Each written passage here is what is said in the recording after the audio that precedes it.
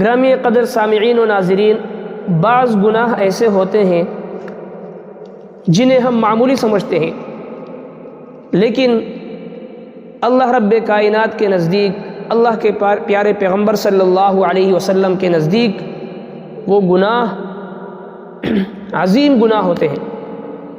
جیسے آج کل معاشرے میں عام ایک رواج بن چکا ہے، لوگ اس کے عادی بن چکے ہیں، جب بھی کہیں نجی محفل ہو، مجلس ہو، انفرادی مجلس ہو، اجتماعی مجلس ہو، لیکن وہ مجلس اس گناہ سے خالی نہیں رہ سکتی۔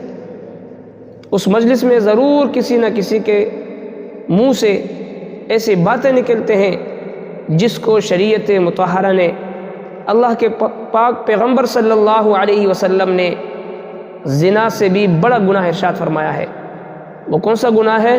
سرور کائنات صلی اللہ علیہ وسلم فرماتے ہیں کہ الغیبۃ اشد من الزنا، غیبت زنا سے بھی بدترین گناہ ہے، زنا سے بھی بڑا گناہ ہے، جو کہ آج ہر گھر میں ہو رہا ہے، جو کہ آج ہر محفل اور ہر مجلس میں ہو رہا ہے، جس میں امت انفرادی اور اجتماعی طور پر مبتلا ہے۔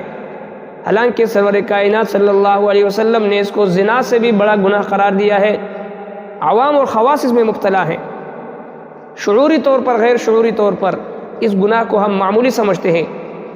سرور کائنات صلی اللہ علیہ وسلم نے اس کو زنا سے بڑا گناہ کیوں ارشاد فرمایا؟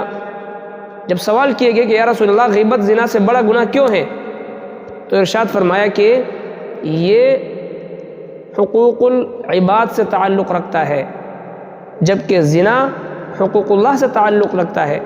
اللہ رب کائنات کے ساتھ جن حقوق کا تعلق ہوتا ہے، رب کائنات توبہ کرنے سے وہ گناہ معاف فرماتے ہیں، اور جن گناہوں کا تعلق حقوق العباد کے ساتھ ہو، بندوں کے حقوق کے ساتھ ہو، جب تک وہ بندہ معاف نہ کرے رب کائنات معاف نہیں فرماتے۔ اس لیے غیبت کرنا زنا سے بھی بڑا گناہ ہے۔ جب تک وہ بندہ معاف نہ کرے جس کی غیبت کی گئی ہو، تب تک اللہ رب کائنات بھی معاف نہیں فرماتے۔ لہٰذا ہم کوشش کریں کہ غیبت سے بچیں، کیونکہ قیامت کے دن اکثر جہنم میں جانے والے لوگ اپنی زبان کے غلط استعمال کی وجہ سے جہنم میں جا رہے ہوں گے۔